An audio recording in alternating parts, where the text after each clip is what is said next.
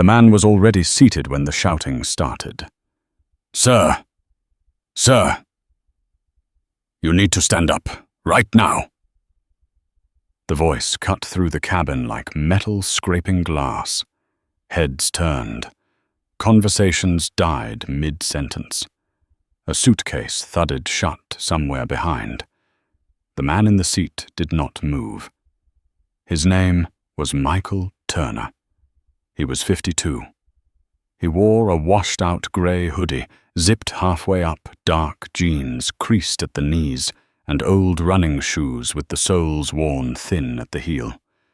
His hands rested calmly on his thighs, not clenched, not defensive, still. The flight attendant stood in the aisle beside him, blocking the row. Her name tag read Karen Doyle. Early 50s. Perfect hair. Tight smile that never reached her eyes. One hand braced on the overhead bin, the other gripping a tablet like a shield. "You're in the wrong section," she said, again louder this time. "This is Comfort Plus. Your seat is further back." Michael looked up slowly. His eyes were steady, dark, unhurried. "My boarding pass says this seat," he said. His voice was low even. No edge. No apology. Karen didn't look at the boarding pass he held out. She didn't need to. She had already decided. "That's not possible," she said. "We had a weight adjustment. Some passengers were moved. You were one of them." Behind her, a white-haired man in a pressed navy blazer leaned into the aisle, craning his neck. 60s. Expensive watch. Impatient breath. He glanced at Michael, then at Karen. "Is this going to take long?" he asked. "We've been sitting here." Karen nodded quickly. "Just a moment, Mr. Caldwell." Michael noticed the way her tone softened when she said the name. Like warm butter. The man behind smiled faintly. Settled back. Confident. Michael felt the eyes on him now. A woman across the aisle, clutching her purse tighter. A retired couple, whispering, their faces drawn with that familiar mixture of curiosity and discomfort. Someone 2 rows up already had a phone angled just enough. The plane hummed. Air vents whispered. Somewhere a baby cried, then stopped. Michael folded his boarding pass once. Carefully. He placed it back into his pocket. "I didn't agree to be moved," he said. Karen exhaled sharply, the sound tight and irritated. "Sir, this isn't a debate. We're already delayed. If you don't cooperate, I'll have to escalate." Escalate to what he asked. Her jaw set. To security. There it was. The word hung between them. Heavy. Final. Michael felt something stir in his chest. Not anger. Memory. He had been 19 the first time someone told him to move because he didn't belong somewhere. A college library, a late shift, a security guard who wouldn't meet his eyes. That same tone. Polite. Certain. He pushed the thought away. "I paid for this seat," he said. "I checked in early. I boarded when my group was called. I'm not causing a problem." Karen laughed once, sharp and humorless. "Sir, please. Let's be realistic." Realistic. Another word with weight. She leaned closer, lowering her voice, but not enough. "You're holding up the cabin. People are tired. Some of them have connections. You can sit in the back and we'll all move on." Michael glanced down the aisle. He saw the man behind him again. Caldwell. Watching. Expectant. Already certain how this would end. Michael felt his pulse quicken. Not fear, control. "All right, Karen," said, straightening. "Last chance. Stand up or I call it in." Michael did not stand. The cabin was silent now. Even the hum seemed louder. Karen turned on her heel and strode forward, heels sharp against the floor. Michael watched her go, his gaze following the line of her back until she disappeared behind the curtain near the cockpit. He breathed out slowly. The woman across the aisle caught his eye. She looked at him with something like apology, then looked away. 2 minutes passed, maybe 3. Time stretched thin. Then the curtain parted. The captain stepped out first, tall, late 50s. Square shoulders softened by years in uniform. His name was Thomas Reed. He held a tablet in one hand, glasses perched low on his nose. Karen followed close behind, speaking fast, her words tumbling over each other. "He's refusing instructions. Says he belongs here. We already reassigned him. He's being disruptive." Captain Reed stopped beside Michael's row. He looked down at him, took in the hoodie, the shoes, the calm posture. Sir Reed said. His voice was practiced, measured. "I'm told there's an issue." Michael nodded once. "There is." Reed waited. "I was moved without my consent," Michael said. "I declined. I'm now being threatened with removal." Karen scoffed softly. "Captain, we don't have time for this." Reed raised a hand. She stopped. "May I see your boarding pass?" he asked. Michael handed it over. Reed studied the screen. His brow furrowed. He tapped once, then again. He looked at Karen. "This shows this seat," he said. Karen stiffened. The system hadn't updated yet. Reed glanced back at the aisle. At Caldwell. Caldwell lifted his hands slightly, palms up, a gesture that said, "Come on." Reed sighed. "Sir," he said to Michael, "sometimes we have to make adjustments for the greater good of the flight." Michael met his gaze. "Who's good?" The question landed harder than it sounded. Reed hesitated. "Just a beat." Karen jumped in. "Captain, if we don't resolve this now, we miss our slot." Reed nodded slowly. He handed the tablet back. "I'm going to ask you to gather your things and step off the aircraft," he said to Michael. "We'll rebook you." A murmur rippled through the cabin. Someone muttered, "Unbelievable." Michael did not move. On what grounds, he asked. Reed's jaw tightened.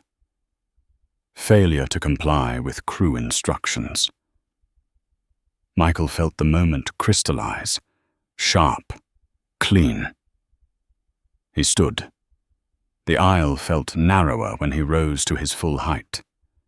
6'3". Broad shoulders no hoodie could hide. The change was subtle, but immediate.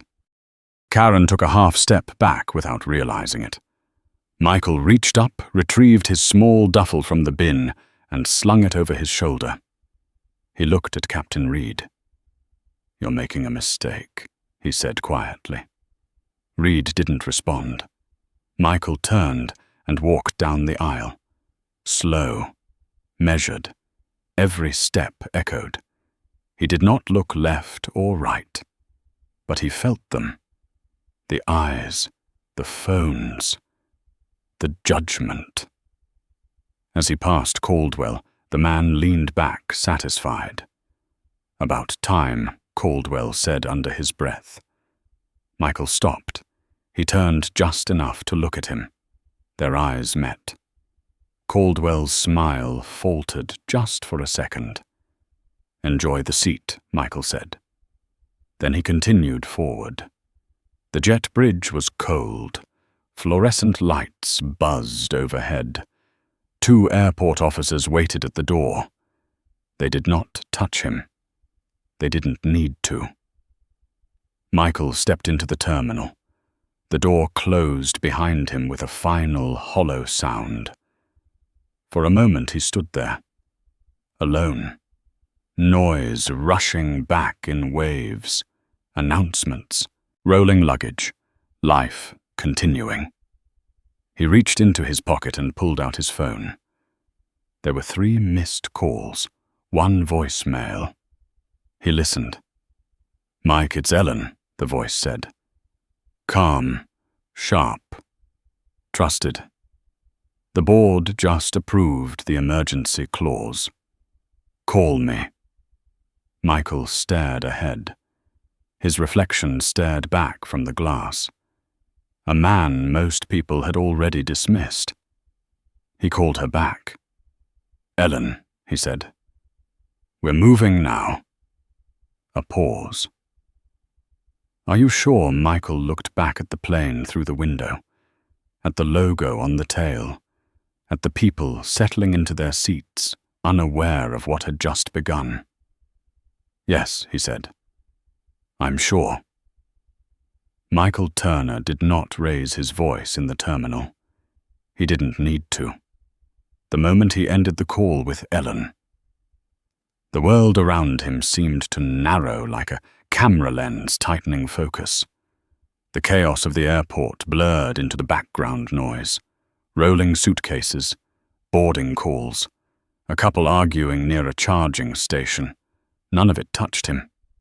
He walked. Not fast. Not slow. Controlled. Purposeful. He took a seat near a floor-to-ceiling window overlooking the tarmac. The plane he had just been removed from sat there, motionless, jet bridge still attached like a tether.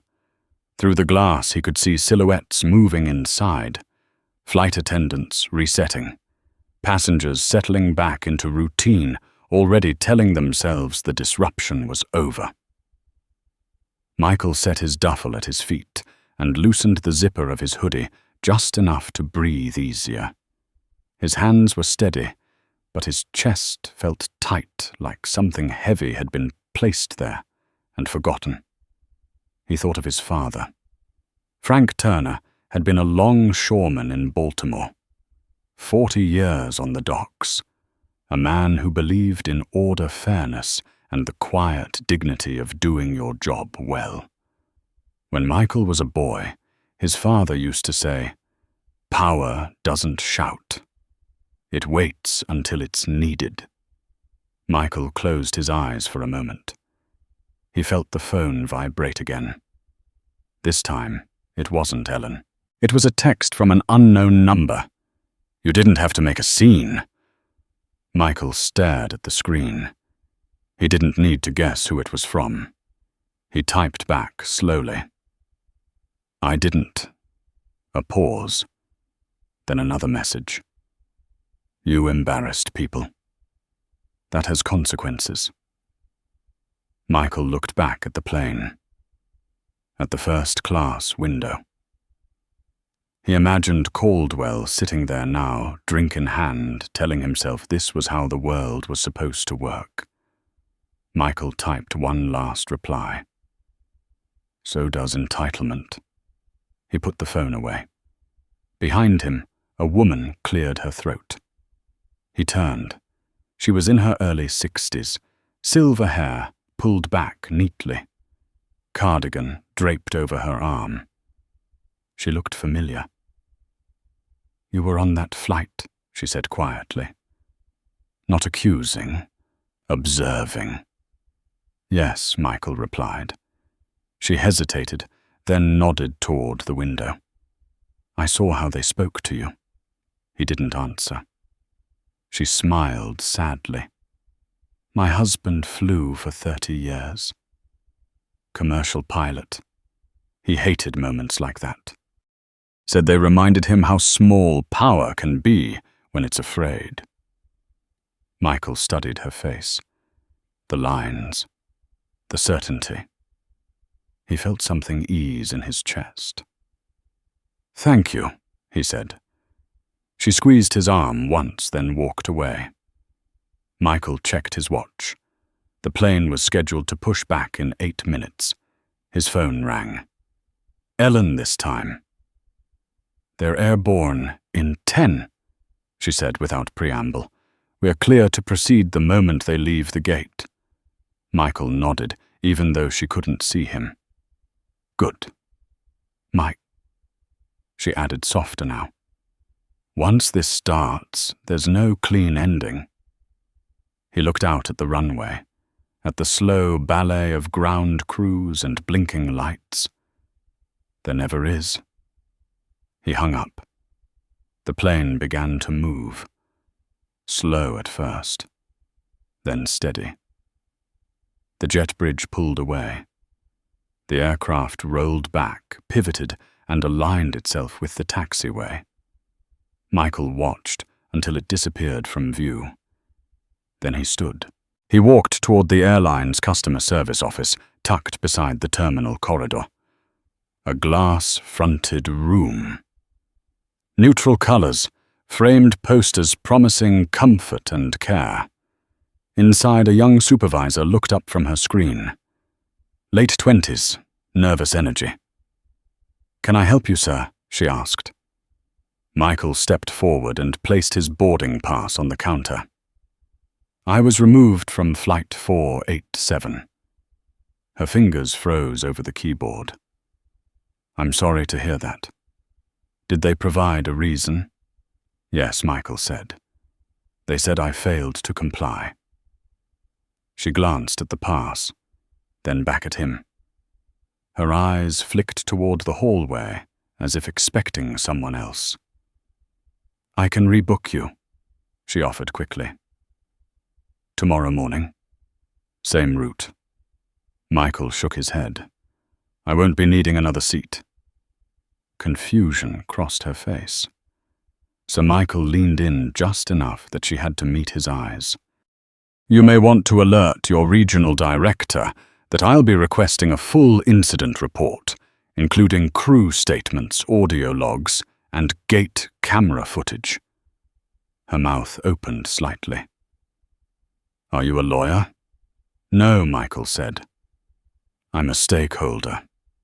The word landed differently. She swallowed. "I'll notify management." "Please do," Michael replied. Immediately. He stepped back, letting the silence do the work. She picked up the phone with trembling fingers. Michael left before the call ended. He returned to the windowed seating area and sat again, this time farther from the glass. He pulled the hoodie tighter around himself, not for warmth but habit. His phone buzzed. Ellen again. "They've just cleared the runway," she said. "It's done." Michael closed his eyes. Somewhere over the Atlantic, a cabin full of people believed the story was finished, that the disruption had been contained, that the man in the hoodie was already forgotten. They were wrong. Michael opened his eyes and stared at the departure board. Lines of destinations flickered. London, Dublin, Paris. Names that carried weight. History. Consequences. He stood once more and walked toward the exit. As he passed a bank of televisions, a news anchor's voice drifted through the terminal. "Airline customer complaints rising again this quarter." Michael didn't stop. Outside, the evening air was cool and sharp. A black sedan waited at the curb, engine idling. The driver stepped out as Michael approached. Late 40s, former military posture. "Mr. Turner," the driver said. "Where to?" Michael paused before answering. He looked back through the glass at the terminal, at the planes, at the system that had just tried to shrink him. "Headquarters," he said. The driver nodded and opened the door. As the car pulled away, Michael felt the shift, the point of no return, the quiet before impact. He wasn't angry. Anger was noisy, sloppy. This was something else. This was resolve. And somewhere above the clouds, a flight continued eastward, unaware that every decision made inside its cabin had already been recorded, measured and filed away. The reckoning hadn't arrived yet, but it was moving. Fast. The boardroom lights came on one by one, revealing a long walnut table polished to a mirror shine. Michael Turner stood at the head of it, hands resting flat on the surface, fingers spread as if anchoring himself.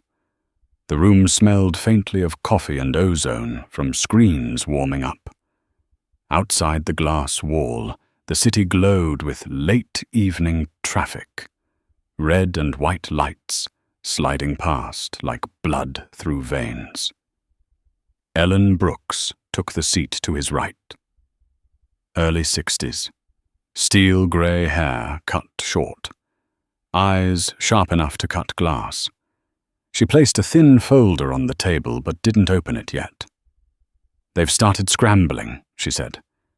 "Customer service flagged your name. Legal requested a preliminary brief. Operations wants to know if this is a public issue or a contained one." Michael didn't sit. "It's neither," he said. "It's a pattern." Across the table, David Lang, head of risk management, shifted in his chair.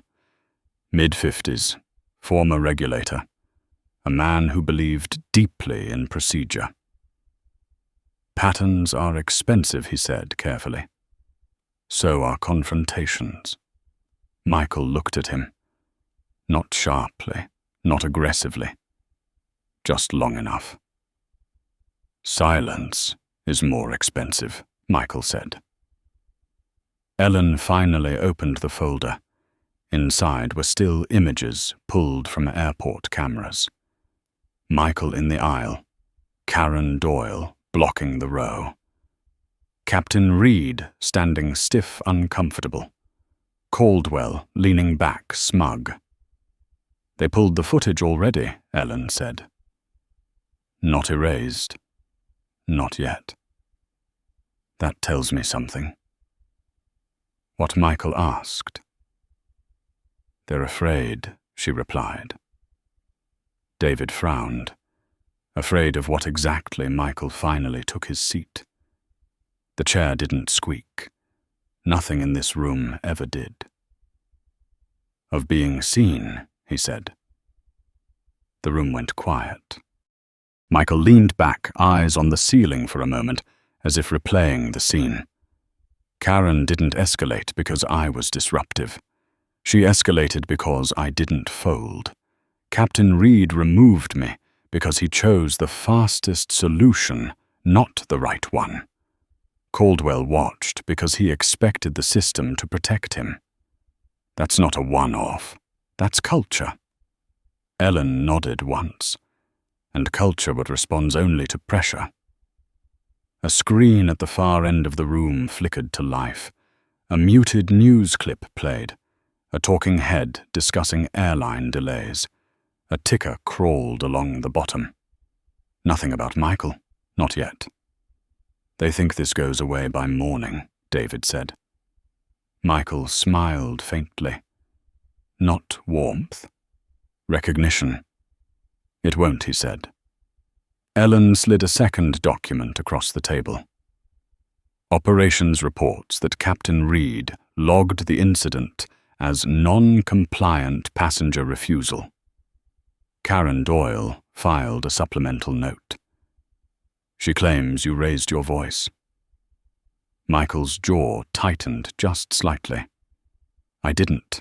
I know, Ellen said, but words on paper travel faster than truth unless you intercept them. David interjected. If we push back too hard, too fast, they'll circle the wagons. Unions, media, regulators.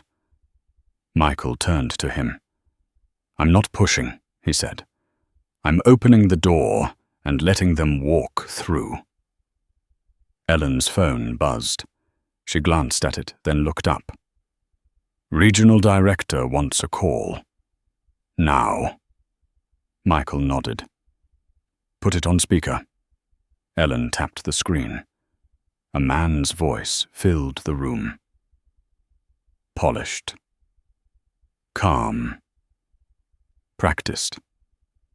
Michael Turner, the voice said. This is Robert Hayes, Regional Director of Customer Operations. I want to personally apologize for your experience today. Michael waited. We take these matters very seriously, Hayes continued. Our preliminary review suggests a misunderstanding compounded by time pressure. We'd like to resolve this privately. There it was. The word. Privately, Michael repeated. Yes, Hayes said quickly. Compensation, policy review. Perhaps a meeting. Michael leaned forward.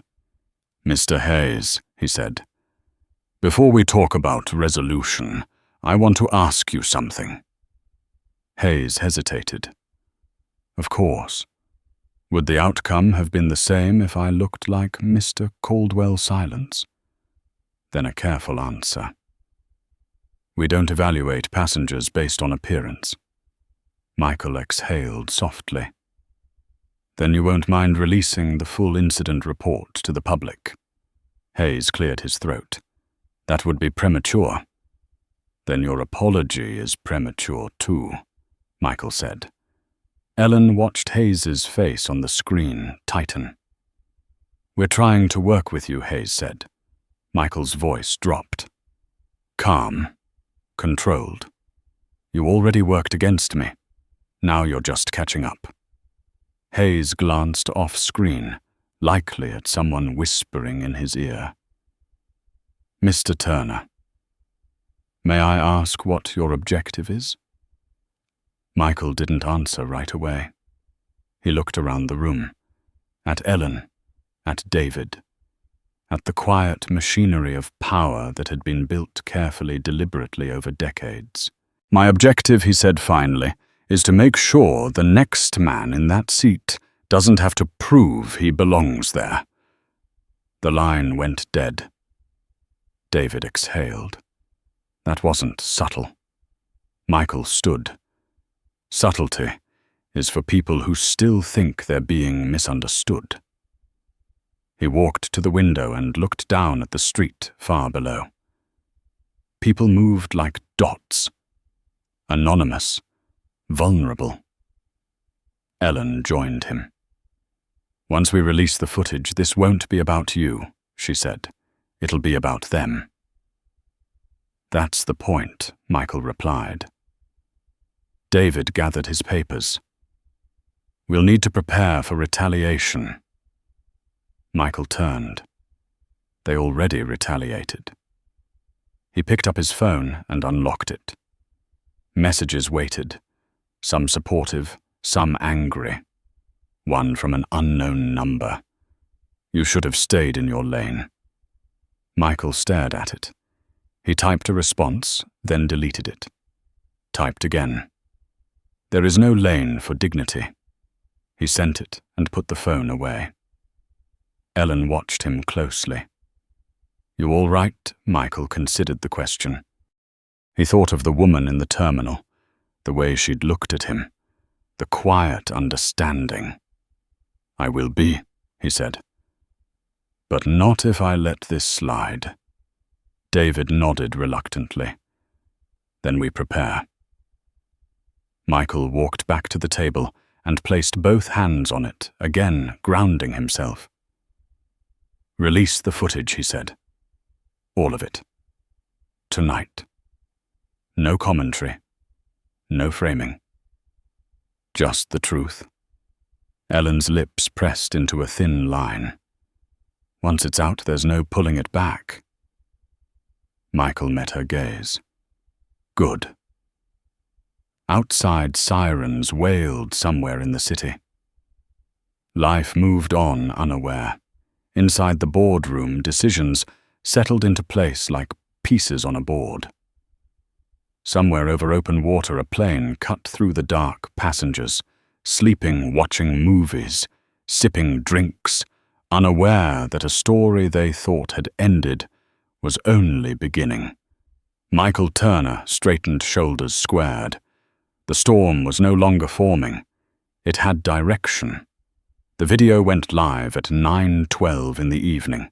No caption, no commentary, no logo, just raw footage. The first frame showed the aisle, narrow, bright, ordinary. Karen Doyle, standing rigid, one arm braced above Michael Turner's head, her body angled to block him in. Her voice came through tinny but unmistakable. "Sir, you need to stand up. Right now." Within 5 minutes, the clip had crossed 50,000 views. Within 15, it crossed 200,000. Michael watched it alone in his office. Lights dimmed city reflected in the glass behind his desk. He did not flinch at the sound of his own voice. Low, controlled. He had lived with that voice his entire adult life. What unsettled him was the silence afterward. The way the cabin froze, the way no one intervened. His phone vibrated once, then again, then wouldn't stop. Ellen's number lit the screen. "It's moving faster than we projected," she said. "This isn't outrage, it's recognition." Michael muted the video and leaned back.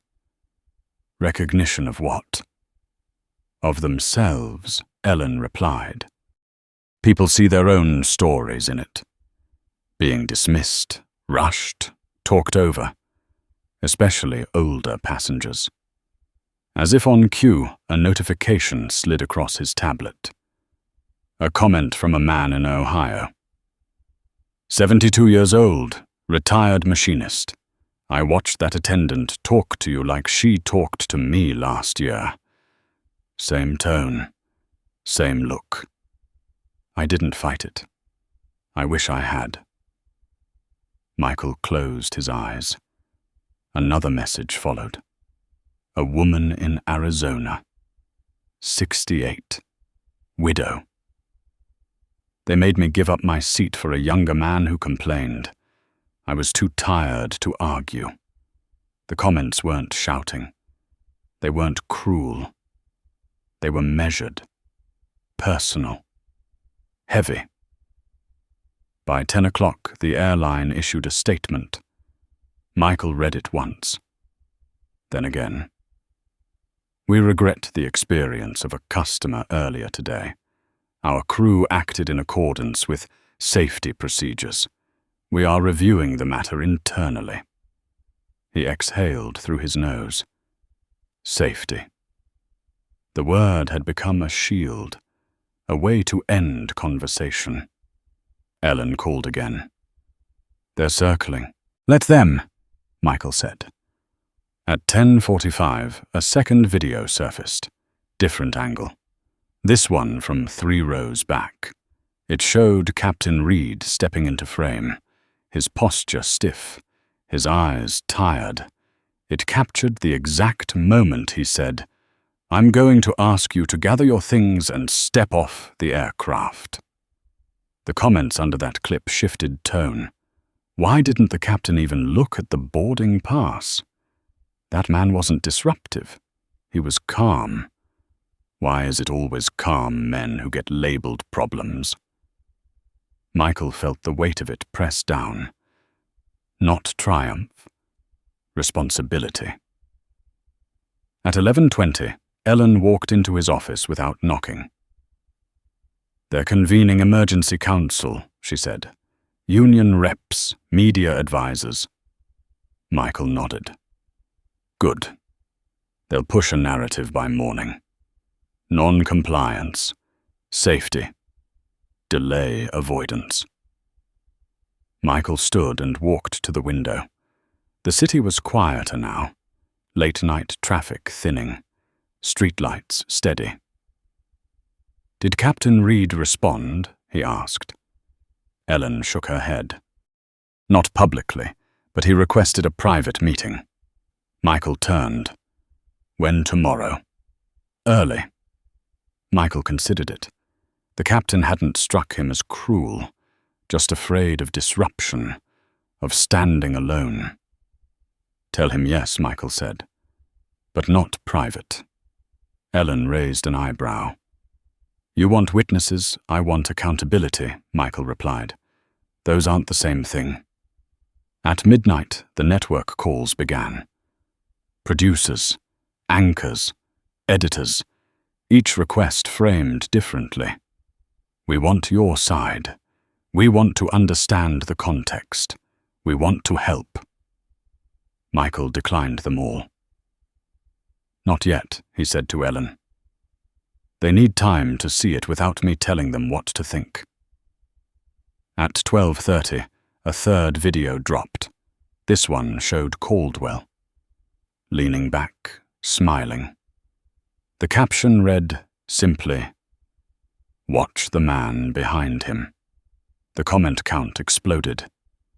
"So he gets the seat because he complains. This is exactly what's wrong." The man behind him didn't say a word. He didn't have to. Michael watched that clip twice. He felt no satisfaction, only a cold clarity. Power didn't always wear a uniform. Sometimes it sat comfortably and waited. His phone rang. Unknown number. He answered. "Michael," a voice said. "Male. Older. Controlled." "Yeah. This is Thomas Reed." The captain sounded different out now. "No authority, no script. I've been watching the footage," Reed said. "All of it." Michael said nothing. "I should have handled it differently," Reed continued. "I chose expedience over fairness." Michael leaned against the desk. "Why?" A pause, long enough to hear Reed breathe. "Because I didn't want a scene," Reed said. "And I thought you would absorb it." Michael closed his eyes. "You thought I could take it," Michael said. "Yes." "That's not neutrality," Michael replied. "That's delegation of harm." Another pause. "You're right," Reed said quietly. Michael opened his eyes. "If you want to talk tomorrow, we'll talk. But understand this. I'm not here to ruin you. I'm here to end a pattern." Reed swallowed audibly. "Understood." The call ended. At 1:15 in the morning, the airline issued a second statement. "We have placed the crew involved on administrative leave, pending investigation." The comments turned sharper. Administrative leave isn't accountability. Why not say what they did wrong? Michael watched the language being dissected, sentence by people who had learned to read between lines long ago. He felt the fatigue settle in then. Heavy, bone deep. Ellen noticed. "You should go home." Michael shook his head. "Not yet." Another notification appeared. This one from an internal channel. Regional Operations Director has resigned effective immediately. Ellen's eyes widened. That was fast. Michael nodded slowly. Pressure travels up. At 2 a.m, he finally turned off the screens. Silence filled the room. He sat alone, hands folded, the adrenaline drained, leaving something quieter behind. Purpose. Sadness. Both. He thought again of his father, of the docks, of the men who swallowed indignities because feeding their families mattered more than pride. Michael whispered into the empty room, "This one's for you." Outside, the city slept. Across the country, phones glowed in dark bedrooms as people watched a man refuse to shrink. By morning, nothing would be the same. Morning came without relief. Michael Turner hadn't slept.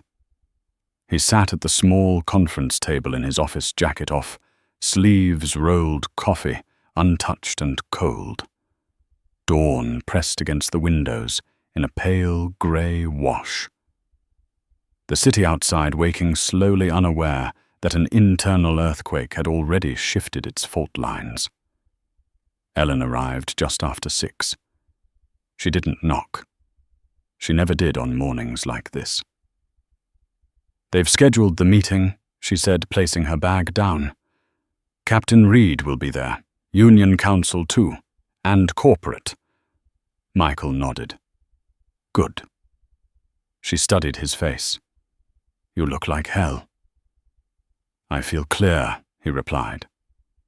At 6:30, the headlines changed tone.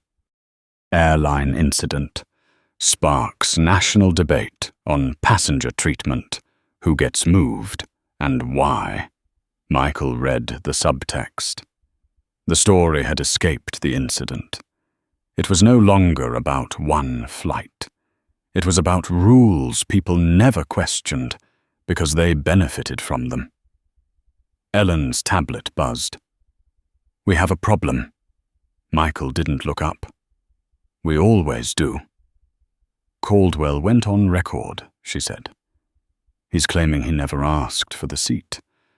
Says the crew made an independent safety decision." Michael finally looked at her. Did he deny the smile Ellen exhaled? He denied everything that can't be heard. Michael leaned back. Then he's betting on selective memory. At 7:15, the airline's stock dipped. Not a crash, a tremor, enough to rattle nerves. At 7:30, the call began. Faces filled the screen. Executives, lawyers, union representatives. Captain Reed sat alone in frame uniform, crisp expression worn. Michael waited until everyone had settled. "I'll be brief," he said, "because this doesn't require theater." A lawyer on the far end opened his mouth. Michael held up a hand. "This meeting is not about legal exposure," Michael continued. "It's about operational truth." He looked directly at Captain Reed. Captain Michael said, "Did you verify my boarding pass before asking me to leave the aircraft?" Reed swallowed. "No." A murmur rippled through the call. "Why not?" Michael asked. "Because I trusted my crew," Reed replied, "and because I wanted to avoid escalation." Michael nodded slowly. Escalation for whom Reed hesitated. For the cabin. Michael leaned forward. "Or for you, silence." Michael turned his gaze to the union representative. A woman in her late 50s, posture, rigid jaw tight. "Do your policies allow removal of a compliant passenger without verification?" Michael asked. She adjusted her glasses. "In cases of perceived threat," Michael interrupted. "Was I a threat?" She paused. No. Michael sat back. Then the policy was misused. A corporate vice president cleared his throat. Michael, with respect, we're addressing this internally. Administrative leave is concealment, Michael said evenly. It delays accountability until attention fades. The VP bristled. That's not fair. Michael's eyes hardened. Neither was what happened. Captain Reed leaned forward. Mr. Turner, he said, voice steady but strained. I failed you. I won't argue that. But Karen Doyle, she believed she was protecting order. Michael tilted his head. Order for whom? Reed closed his eyes briefly. Michael continued. Order that depends on someone else absorbing injustice is not order. It's outsourcing discomfort. The union rep crossed her arms. You're asking for terminations. I'm asking for truth, Michael said. Consequences follow truth. The call ended without resolution. No agreement, no apology. Just tension hanging in the air like smoke. Ellen shut her tablet. They're hoping you'll stop. Michael stood. They don't understand something. What she asked. I don't need to win, he said. I need to finish. His phone rang immediately after. An unfamiliar number. He answered. Michael Turner, a woman's voice said. Firm, controlled. This is Laura Mendoza from the Department of Transportation. Michael closed his eyes for a moment, then opened them. Good morning. We've received multiple complaints related to your incident, Mendoza said, and supporting video evidence. Michael didn't respond. We're opening a formal inquiry, she continued. I wanted you to hear that directly. Michael exhaled slowly. Thank you. There's one more thing, Mendoza added. The language used by the crew may constitute discriminatory enforcement. Michael felt something settle in his chest. Heavy. Necessary. I understand, he said. The call ended. Ellen stared at him. That changes everything. No, Michael replied. It confirms it. By 9, the airline issued a third statement. We acknowledge procedural failures and are cooperating fully with federal authorities. The comments turned brutal. About time.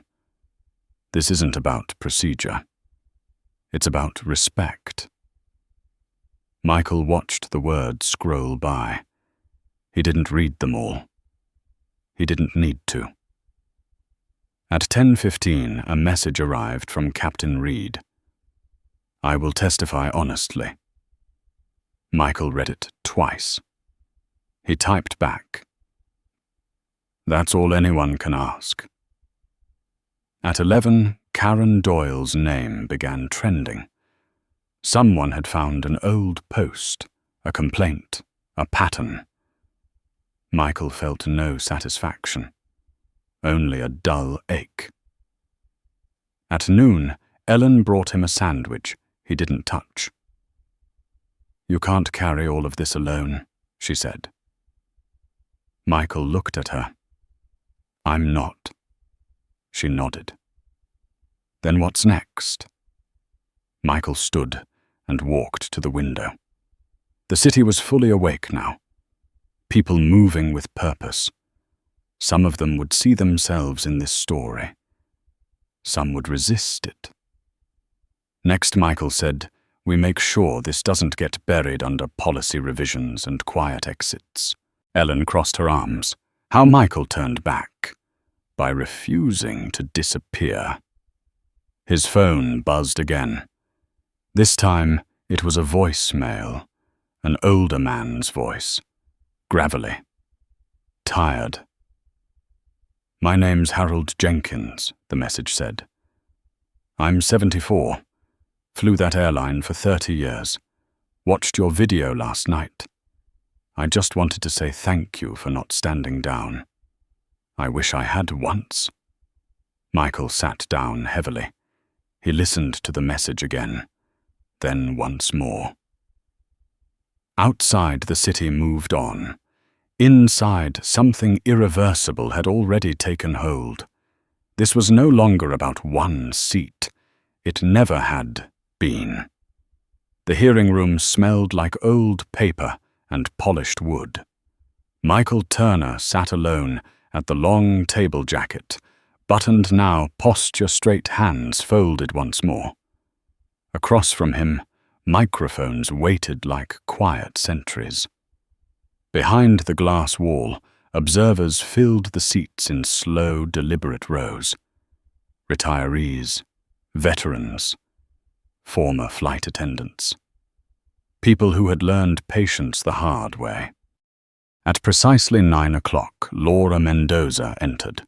She was early 60s, silver streaks in dark hair, glasses, worn low expression, unreadable. She took her seat without ceremony, adjusted the microphone, and looked directly at Michael. "This inquiry is now on record," she said.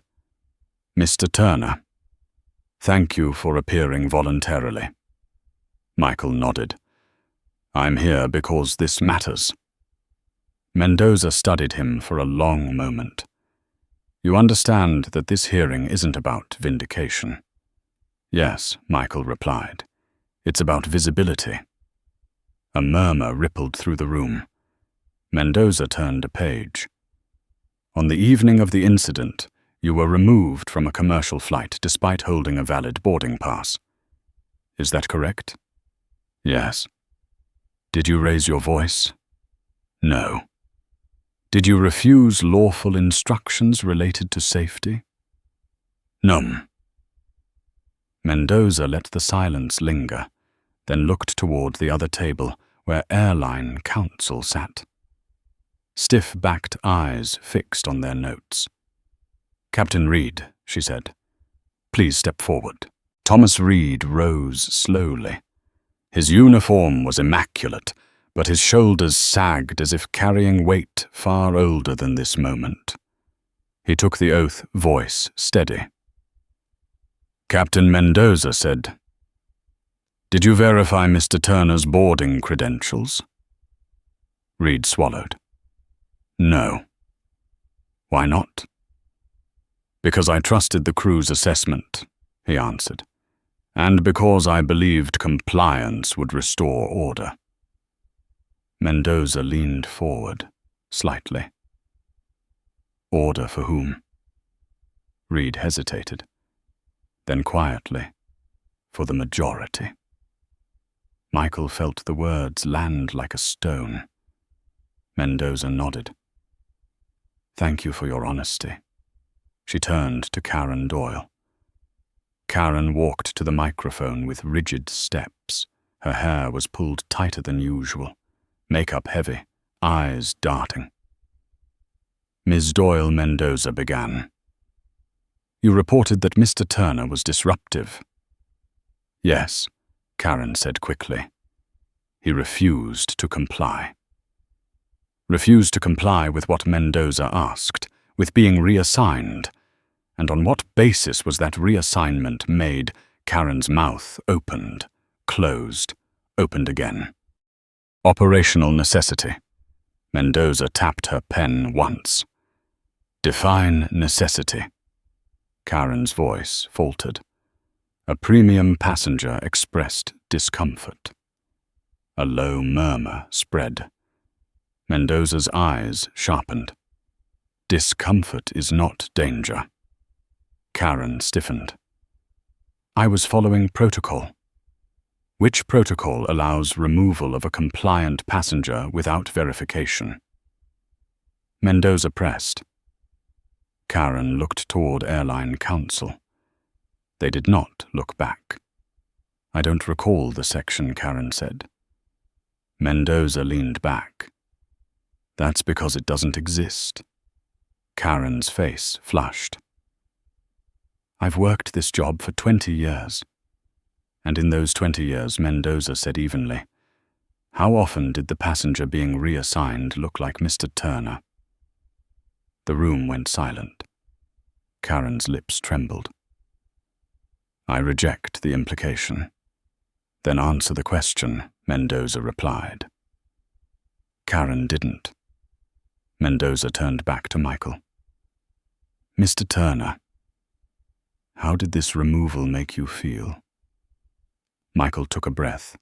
He chose his words carefully. It reminded me that compliance is often demanded from the people least protected, he said, and that silence is mistaken for consent. Mendoza nodded slowly. Thank you. The hearing recessed briefly. People stood, shifted, whispered. Michael remained seated. An older man approached during the break. Bent posture, veteran's cap tucked under his arm. I flew transport in Vietnam, the man said quietly. Orders were orders back then, too. Didn't make them right. Michael met his gaze. Thank you for saying that. When the hearing resumed, Mendoza's tone changed. We have reviewed internal communications, she said.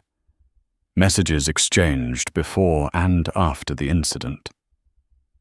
Airline counsel stiffened.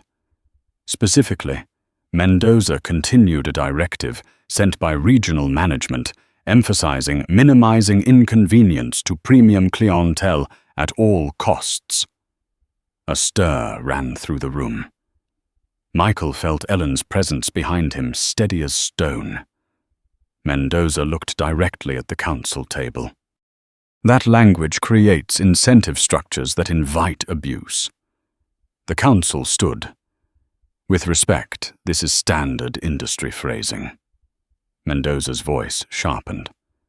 So was segregation once. The words hit hard. Karen's shoulders slumped. Mendoza continued. This inquiry will recommend mandatory retraining, revised enforcement guidelines, and federal monitoring. She paused. And individual accountability. Karen's breath hitched. Michael felt no triumph, only gravity. As the hearing adjourned, cameras flashed. Reporters leaned forward, hungry now not for scandal but for consequence. Outside, the sky was overcast, low clouds pressing down. Michael stepped out into the crowd. Microphones surged. Mr. Turner, someone called. Do you feel vindicated? Michael stopped. He looked around. At the faces. Older. Tired. Hopeful.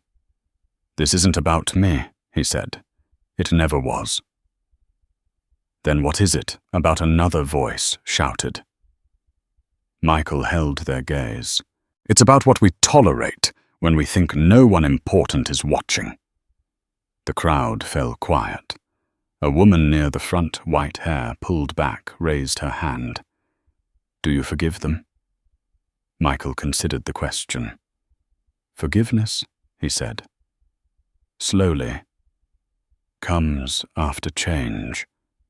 Not before. He turned and walked away. That evening, as news anchors replayed testimony, Michael sat alone again, this time at home. The hoodie lay folded on the chair beside him. He hadn't worn it since the flight. His phone buzzed. A message from Ellen. You shifted the ground today.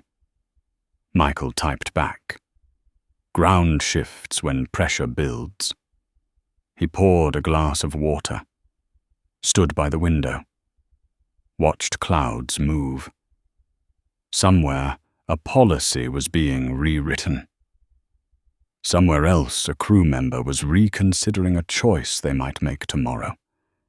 It wasn't justice yet, but it was movement, and movement Michael knew was how storms began.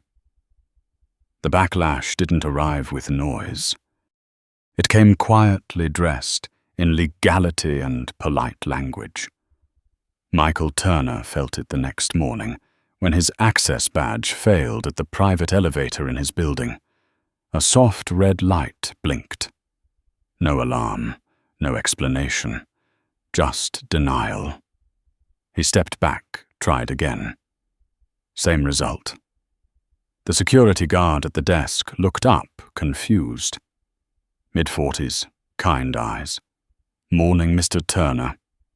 "That's odd." "It's fine," Michael said. "Use yours." The guard swiped. The doors opened. Michael rode up alone, the elevator silent, except for the faint hum of machinery. Pressure didn't always announce itself. Sometimes it simply rearranged the rules.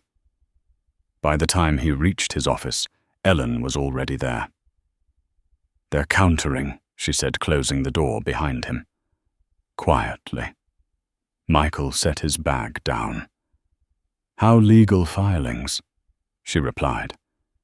"Emergency motions, defamation warnings. They're framing you as a disruptive activist who jeopardized passenger safety." Michael nodded once. "Predictable. They're also leaning on donors," Ellen continued. "Aviation charities, industry boards, anyone who might distance themselves." Michael loosened his tie. "Who's flinching?" Ellen hesitated. 2 advisory members resigned this morning, said they didn't want to be political. Michael's jaw tightened. Justice always gets labeled political by people who benefit from injustice. Ellen watched him carefully. "There's more." He met her gaze. "Say it." "Caldwell filed a civil complaint," she said. "Claims emotional distress, reputational harm." Michael exhaled slowly. "Of course he did. He's requesting mediation," Ellen added. "Privately." Michael laughed once, low and humorless. "He wants to negotiate memory." Ellen nodded. "He wants this to fade." Michael walked to the window. The city below moved with ordinary urgency. People late for work. Parents walking children to school. None of them knew a lawsuit had just been filed to protect a man's comfort. Michael turned back. "We don't mediate truth." Ellen leaned against the table. "They'll escalate." "They already are," Michael said. At noon, a new narrative began circulating. Opinion pieces, carefully worded, sympathetic to the airline, concerned about overreaction, worried about morale. Michael read one slowly. Twice. The writer never mentioned his name, never mentioned the videos, just spoke about balance, about giving professionals the benefit of the doubt. Michael felt the familiar pull, the temptation to disengage, to let it wash over him. His phone buzzed. Unknown number. He answered. "Mr. Turner," a man's voice said. "Smooth, practiced. This is Alan Whitaker. I represent Mr. Caldwell." Michael closed his eyes. "You shouldn't be calling me." "We're offering a resolution," Whitaker said. "A charitable donation, a joint statement. Your reputation remains intact." Michael said nothing. "Mr. Turner." Whitaker pressed, "You've made your point. Continuing only deepens division." Michael's voice dropped. Calm. Precise. "Division existed long before I boarded that plane." A pause. "Think carefully," Whitaker said. "Power isn't permanent." Michael smiled faintly. "Neither is silence." He hung up. That afternoon, Michael received an email from a former flight attendant. 61 years old. Retired.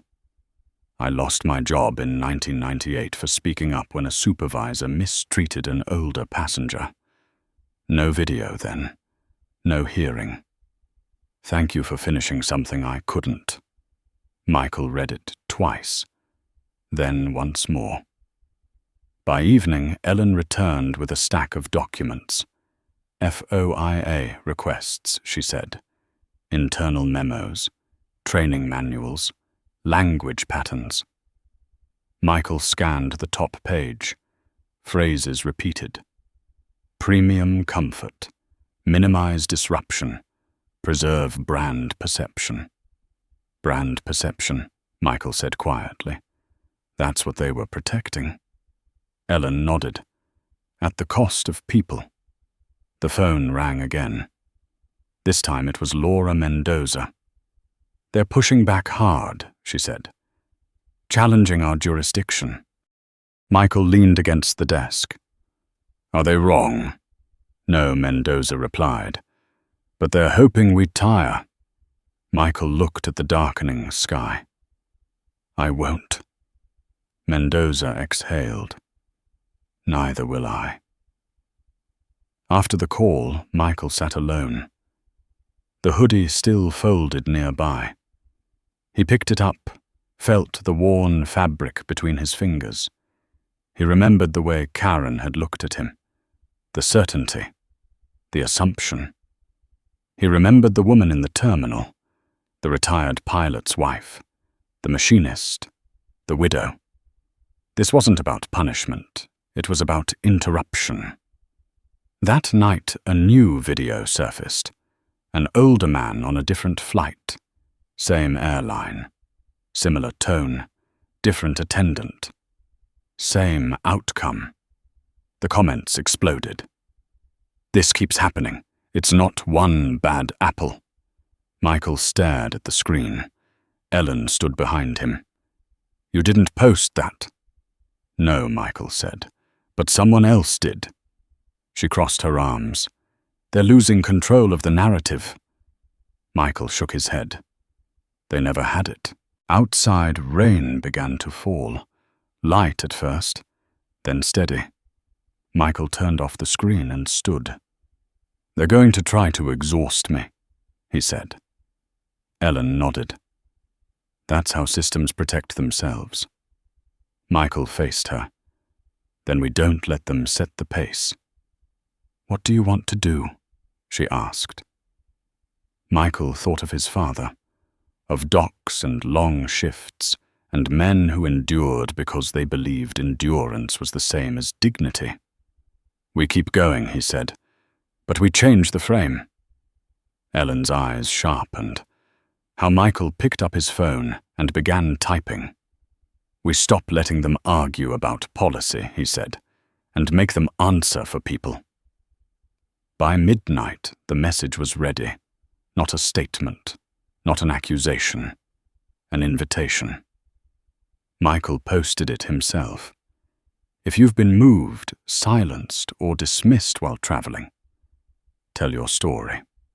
No lawyers, no edits, just the truth. The response was immediate. Stories poured in, from veterans, from grandparents, from disabled passengers, from caregivers, from people who had learned to shrink in narrow aisles. Michael watched the first few, faces trembling, voices steady, pain contained but unmistakable. He felt the weight shift again.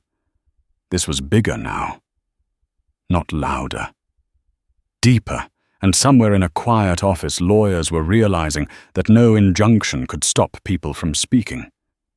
The storm hadn't broken yet, but the sky was changing. The first story arrived at 6:12 in the morning. A woman named Ruth, 70 years old, filmed herself at her kitchen table. Her hands shook slightly as she spoke. They told me my cane was blocking the aisle, she said. I'd already stowed it. They said I was slowing things down. I missed my connection and slept on the floor at O'Hare. Michael Turner watched it twice. He didn't look away when her voice broke. He didn't pause it when the silence came. By 7 there were dozens. By 800s. Faces filled the screen in uneven frames. Living rooms, hospital rooms, back porches. A veteran with a Purple Heart describing how he was asked to move because his brace made another passenger uncomfortable. A retired teacher explaining how she was shamed for asking for help lifting her bag. A widower who said nothing at all, just held up his boarding pass and shook his head. Michael sat at his desk, the hoodie draped over the back of the chair, like a witness. Ellen stood beside him, arms folded, eyes scanning the flood of names and ages. "This isn't viral," she said quietly. "It's cumulative." Michael nodded. "It's testimony." At 9 o'clock, the airline issued a cease and desist notice, polite, firm, carefully worded. It accused Michael of soliciting defamatory statements and interfering with an ongoing inquiry. Ellen read it once, then set it down. "They're trying to dam a river with paper." Michael didn't respond. He was watching a man named Leonard, 82, sit in the driver's seat of a parked truck. Leonard spoke slowly, choosing each word like it mattered. "I was a supervisor for 30 years, he said. "I learned early that if you keep quiet, you keep your job. That's not the same as keeping your self-respect." Michael felt the words settle. At 10:30, a national morning show requested an interview. Michael declined again. He posted nothing, commented on nothing. He let the stories speak to each other.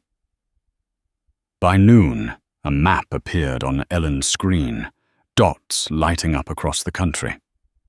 Small towns, big cities, places rarely heard from. Each dot a voice. "This is no longer manageable," Ellen said. "They can't call all of these people liars." Michael leaned back. "They won't try. They'll change the subject." As if on cue, a new headline surfaced. "Opinion when activism goes too far." The piece warned of mob justice and warned companies not to bend to pressure. Michael read the final line twice. It urged calm. Calm had always been the word used to tell people to wait their turn. His phone rang. Laura Mendoza again. "We're seeing an influx," she said. "Complaints referencing your platform. They're citing patterns." Michael closed his eyes. "Good. There's resistance," Mendoza continued. "From industry groups. They're arguing scope." Michael opened his eyes. "And I'm arguing evidence," she said. "And volume." After the call, Michael stood and walked to the window. Rain streaked the glass, now steady and grey. He thought of the men on the docks, soaked through working anyway. At 1:15, Ellen brought him a printed stack. "Selected excerpts," she said. "For your review." Michael flipped through them. He stopped on one. A woman named Marjorie, 76, former nurse. "They spoke to me like I was a child," she said. "I raised 3 sons. I can follow instructions. I just needed a minute." Michael pressed his lips together. At 2, the airline announced a task force, external consultants, listening sessions, a pledge to improve training. Ellen scoffed softly. "They're buying time." Michael shook his head. "They're conceding without admitting it." At 3, Caldwell released a statement. Carefully crafted. He expressed regret for any misunderstanding. He reaffirmed his belief in professional crews. He denied any request for special treatment. Michael read it once. He didn't save it. At 4, a new story surfaced that stopped him cold. A man named Walter, 91, recorded by his granddaughter. Walter sat in a recliner oxygen tube under his nose. "I don't fly anymore," he said.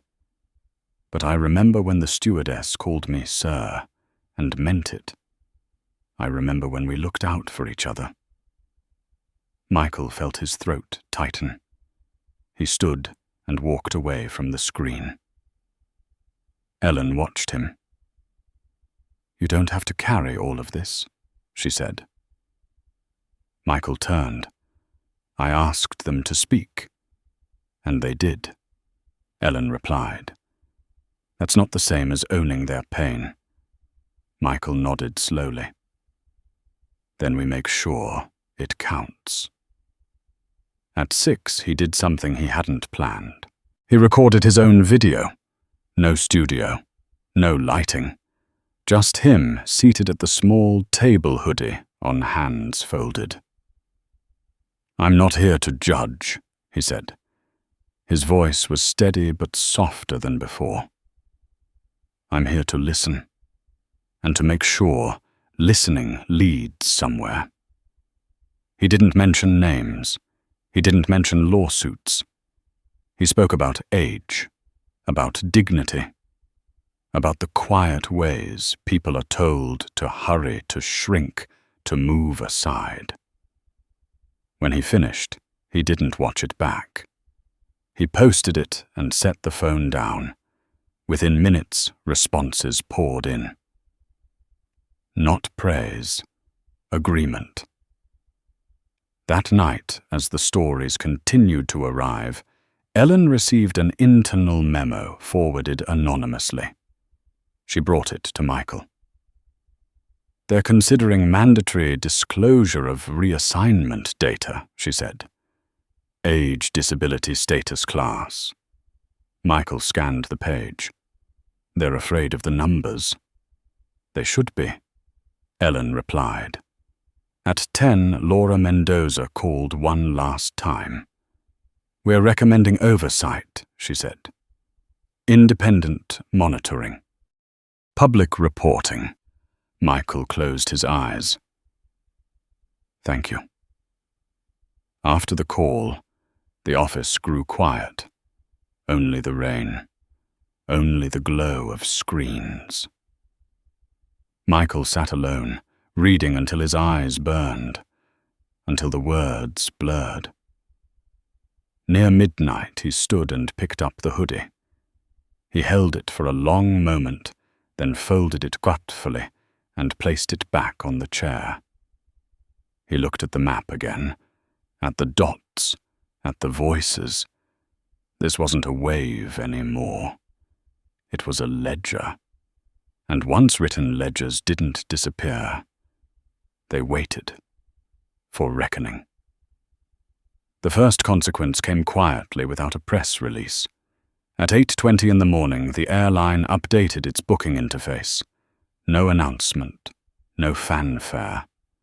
A new line appeared beneath seat selection. Reassignment events may be publicly reported under federal oversight. Michael Turner saw it because someone sent him a screenshot. No commentary, just the image. He stared at it for a long time. "They moved," Ellen said from across the room. "An inch." Michael nodded. "That's how walls crack." By 9, Laura Mendoza confirmed it. "They agreed to data disclosure," she said. "Not retroactive yet. But going forward." Michael closed his eyes briefly. "That matters." "It terrifies them," Mendoza replied. "Numbers don't lie quietly." At 10, Captain Reed resigned. He didn't blame anyone. He didn't defend himself. His statement was short. He spoke of responsibility, of no longer being able to lead with the authority the uniform required. He apologized to Michael by name. Michael read it once, then placed the phone face down. Ellen watched him. "You okay?" He did the one thing he could still do. Michael said. He stopped pretending. At 11, the union released its own statement. Defensive, careful, but different. They acknowledged harm. The word acknowledgement rippled through the comments like a bell. By noon, the airline's board announced sweeping policy changes. Mandatory verification before reassignment. Independent passenger advocates on every flight over a certain duration. Training revisions focused on age bias and compliance escalation. Michael read the list slowly. Policy, Ellen said. Finally. Michael nodded. But policy follows pressure. Pressure has to remain. At 1:30, Caldwell withdrew his complaint. No explanation, just a filing. Dismissed without prejudice. Michael stared at the notice. He felt nothing. Not relief, not triumph. Power rarely apologized. It retreated. At 2, the first disciplinary action was announced. Karen Doyle was terminated. The comments were divided. Some cheered. Others warned against scapegoating. Michael didn't comment. Ellen noticed. You don't feel vindicated. Michael shook his head. She's a symptom. At 3, Laura Mendoza sent him a draft. Oversight framework. Public hearings. Long-term reporting requirements. Michael scanned it. This will outlast me. That's the idea, Mendoza said. At 4, the first scholarship announcement went live. The airline, under federal recommendation, committed a portion of reassignment penalties to passenger dignity initiatives, travel assistance for seniors, mobility support, advocacy training. Michael closed his eyes. They're trying to rebrand remorse. Mendoza replied, they're trying to survive. By 5, the stories slowed. Not stopped. Slowed. The initial surge had done its work. What remained was depth. Michael sat alone again, the office quieter than it had been in days. The hoodie still hung on the chair. He hadn't worn it since the hearing. Ellen stood near the door. You changed something, she said. Michael looked up. We interrupted something. That's change, she replied. Michael considered that. His phone buzzed. A message from an unfamiliar name. This is Ruth. The Cane. They called me today. Apologized. Booked my next flight personally. I don't know if it fixes anything. But I wanted you to know. Michael read it twice, then another. Leonard here. The truck. My granddaughter's teacher showed the class my video. Said it was about standing up without shouting. Michael leaned back, eyes on the ceiling. At 7, Ellen left. Get some rest, she said. Michael nodded. Soon. After she left, Michael remained seated the city outside, dark, now lights reflecting in the glass. He thought of the first moment on the plane. The narrow aisle.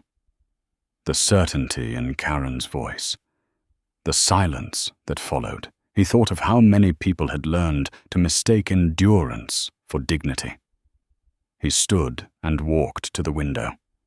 Cars moved below. People went home. Life resumed. Michael knew this wasn't an ending. Systems adapted. They learned. They waited. He also knew something else. They remembered. At 9, Laura Mendoza sent one final message for the day. Oversight approved. Public announcement tomorrow. Michael replied with a single word. Good. He placed his phone down and picked up the hoodie. He ran his thumb along the frayed cuff. He didn't put it on. He folded it carefully and placed it in the drawer, not as a relic, as a reminder. The reckoning had arrived not with fire, but with record, and records once written had a way of refusing erasure. The terminal felt different months later. Michael Turner noticed it the moment he stepped through the sliding doors. The air carried the same recycled chill, the same low hum of rolling luggage and distant announcements, but something in the rhythm had shifted. People moved with a little more space between them, a little more patience. He stood near the entrance for a moment, hands in the pockets of his coat, watching. An elderly man struggled with a carry-on near the check-in kiosks. Before an agent could intervene, a younger passenger stepped forward and lifted the bag without being asked. The man nodded, grateful but not embarrassed. No one rushed them. Michael breathed out slowly. He wasn't wearing the hoodie today. He hadn't worn it in weeks. But it was still there, folded neatly in his briefcase like a quiet witness he carried with him. Ellen walked beside him, her pace unhurried. "You ready?" Michael nodded. "For what?" "For seeing it from this side," she said. They approached the counter together. The agent looked up. Late 40s, calm eyes. She smiled, not wide, not forced. "Good morning, Mr. Turner," she said, checking the screen. "Take your time. 3 words. Take your time." Michael felt the weight of them, more than any apology he had received. "Thank you," he replied. Behind him, a woman with silver hair leaned on a cane. The agent glanced up again. "Ma'am, would you like to sit while I finish up?" The woman smiled. Relief flickered across her face. "That would be lovely." Michael stepped aside. Not because he was told to, because he chose to. As they moved toward security, Ellen spoke quietly. Oversight reports came in last night. Michael didn't ask what they said. He already knew the shape of them. "Complaints are down," Ellen continued. "But compliance checks are up. People are pausing, verifying, asking." Michael nodded. "That's how it starts." They passed a wall of screens playing a short segment from a morning show. Not his face, not the videos. A panel discussion on passenger dignity. A retired pilot speaking carefully about responsibility. A former flight attendant talking about pressure and silence. The story had moved beyond him. That was the point. At the security line, an officer recognized Michael. The officer didn't straighten or salute. He just nodded, respectful, unremarkable. "Morning," the officer said. "Morning," Michael replied. As they waited, Michael noticed something else. Phones stayed down. People watched each other, not screens. Conversations stayed low, civil. He thought of Ruth at her kitchen table, Leonard in his truck, Walter in his recliner. Stories that had not been dramatic, just true. Truth. Michael had learned didn't need to shout. It needed room. On the other side of security, Ellen stopped. "I'm heading back," she said. "Board meeting in an hour." Michael smiled. "Thank you." For what she asked. For not asking me to be quieter. he replied. She returned the smile. Then she was gone, swallowed by the flow. Michael walked toward his gate alone. The boarding area was full but orderly. Families, workers, retirees, a cross-section of the country moving through the same narrow space. An announcement chimed. "Boarding will begin shortly. Please remain seated until your group is called." No impatience in the voice. No edge. Michael took a seat near the window. He set his briefcase down and opened it just enough to see the hoodie folded inside. He didn't touch it. A man sat beside him. Early 70s. Weathered hands. Baseball cap worn soft. "You the fellow from the plane?" the man asked quietly. Michael didn't look away. "Yes." The man nodded. "Figured. My wife showed me the videos." Michael waited. "She passed last year." The man continued. "Used to fly all the time. Toward the end, they rushed her, made her feel like she was in the way." Michael felt his chest tighten. The man looked out at the runway. "You did something decent," he said. "Doesn't happen enough." Michael swallowed. "I didn't do it alone." The man smiled faintly. "No one ever does." Boarding began. Michael waited. Not because his group was last, because the line was long and slow and full of people who needed space. When he finally stood, the agent at the gate looked up. "Whenever you're ready, Mr. Turner." Those words again.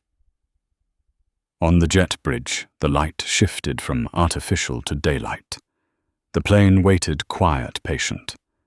At the aircraft door, a flight attendant greeted him. Younger than Karen had been. Different posture. Different eyes. "Welcome aboard," she said.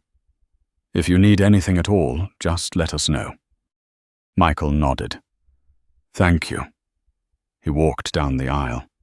The seats were the same. The overhead bins. The narrowness. None of that had changed. What had changed was the silence. It wasn't heavy now. It wasn't watchful. It was neutral. Michael took his seat, set his briefcase down and buckled in. A woman across the aisle struggled with her bag. Before Michael could rise, the attendant stepped in smoothly, lifting it with practiced ease. "No rush," the attendant said. Michael closed his eyes for a moment. When the plane pushed back, he felt the familiar pull, the low vibration of engines spooling up. The moment where movement commits, and there's no turning back. He thought of his father on the docks, of men who endured because they believed no one was listening, of how listening had changed the shape of this. At cruising altitude, Michael opened his briefcase and removed the hoodie. He didn't put it on. He folded it once more and placed it in the seat pocket in front of him. A reminder, not of humiliation, of refusal. As the cabin lights dimmed, Michael looked around. People settled in. Some slept. Some read. Some stared out into the dark. He knew there would be setbacks, quiet reversals, new language that tried to soften old beliefs. But he also knew this. Once people saw themselves clearly, they didn't unsee it. Once dignity was named, it was harder to dismiss. Michael leaned back, the plane steady beneath him, the sky endless ahead. If this story meant something to you, carry it forward. Like the video, if it resonated. Subscribe if you want to stay with stories like this. And if you feel it in your bones, Share your words below. Stand for dignity.